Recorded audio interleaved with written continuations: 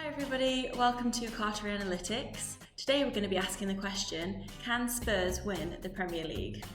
Yeah, I think we'd all agree that they're certainly the form team and the table doesn't lie top of the league coming into the Christmas period.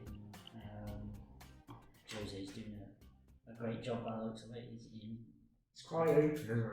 I think it's quite an open race at present in terms of nobody seems to be. We've got Spurs and Liverpool at the top, but people are dropping points compared to last season. It was certainly more of a two-horse race last season with City and Liverpool. It was more of a horse race last season, wasn't it? I think you're not going to complain about that one. Yeah, no.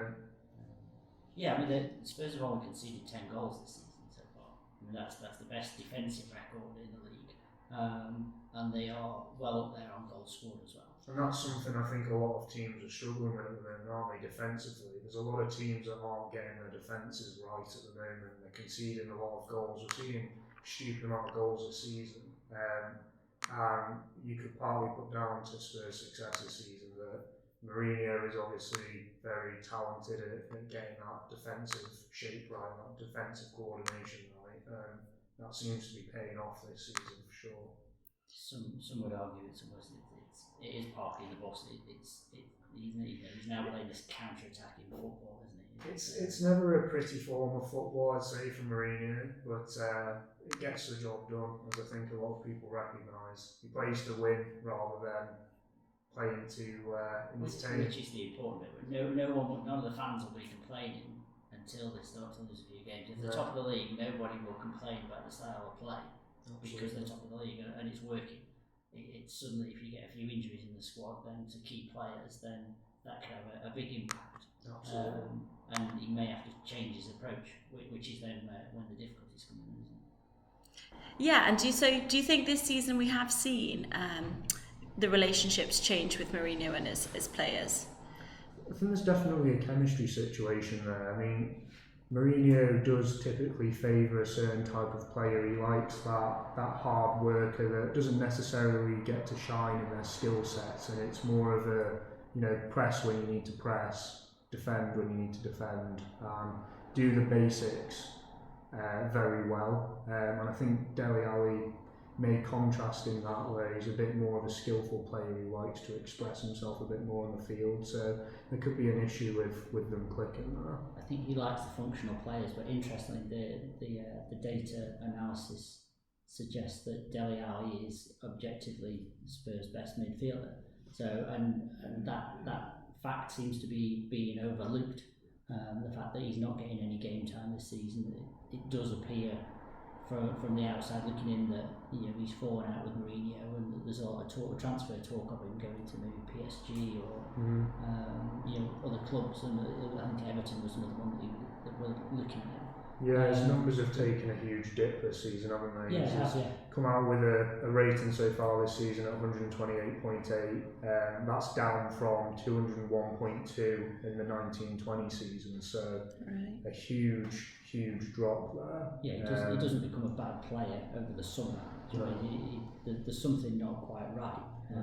But I think if Spurs weren't doing so well, then I think a lot more people would be questioning why he's not getting game time. He's out of all of the Spurs midfielders, and when you look at their attributes, he's the game changer. He's the one that can actually transform a match. The others are what you would class as more functional, very, very classic Jose players. Functional, hard-working, not particularly dynamic, but they do a job for the team, and obviously a lot more defensively minded. Yeah, Dele Alli may be fit into the bracket of the two guys we're going to talk about in a minute in terms of those star game changers, because those guys are certainly performing very well, aren't they? Yeah, and I think we also need to just touch on Højbjerg's performance so far this season. What do you think?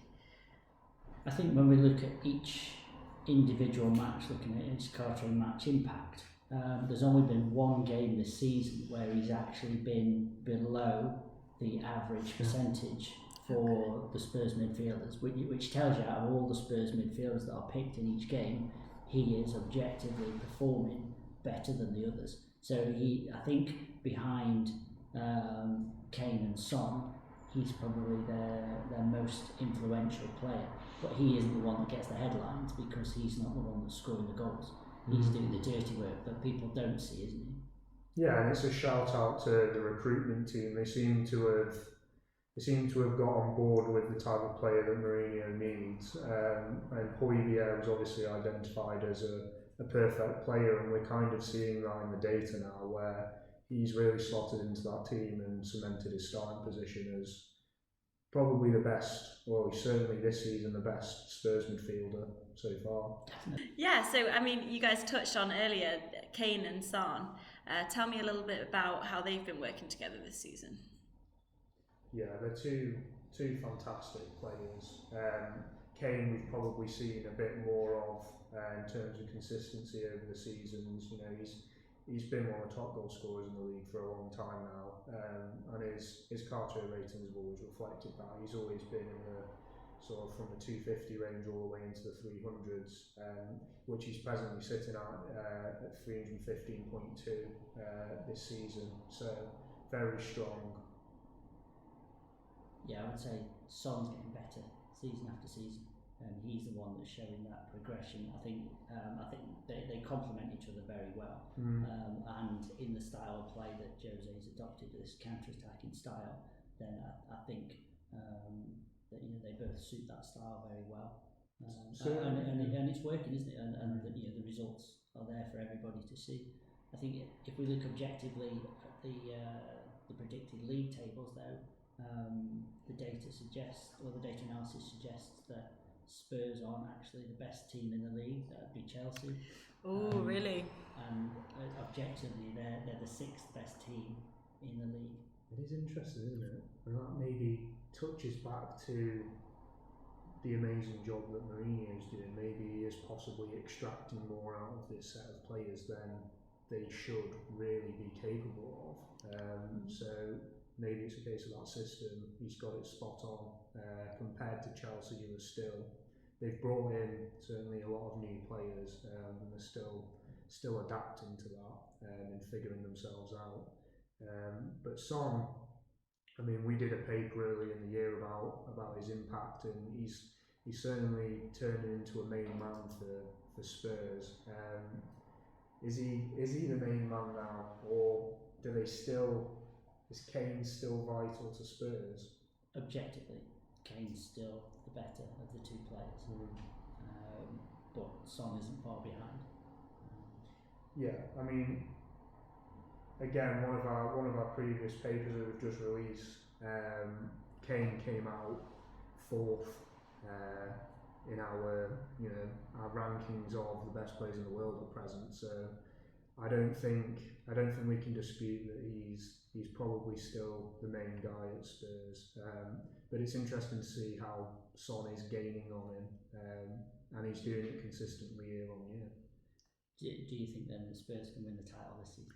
It's a question everyone's asking. I mean, I have to bring in my subjective opinion as a Liverpool fan.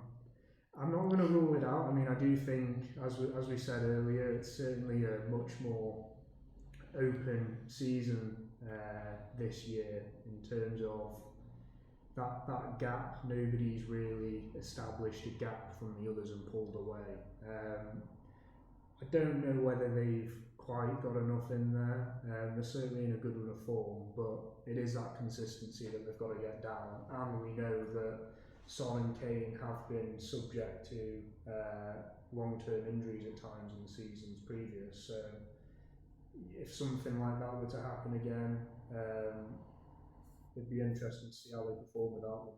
Yeah, I think if they stay fit, then come the end of the season they're going to be up there pushing for the title. But I think it's heavily reliant on one or both of those players staying fit. Their style of play that they've adopted. Absolutely. Without that, I think they would have to change their style. I don't think they've got anybody else objectively that they can bring in that can bring to the team what those two players bring.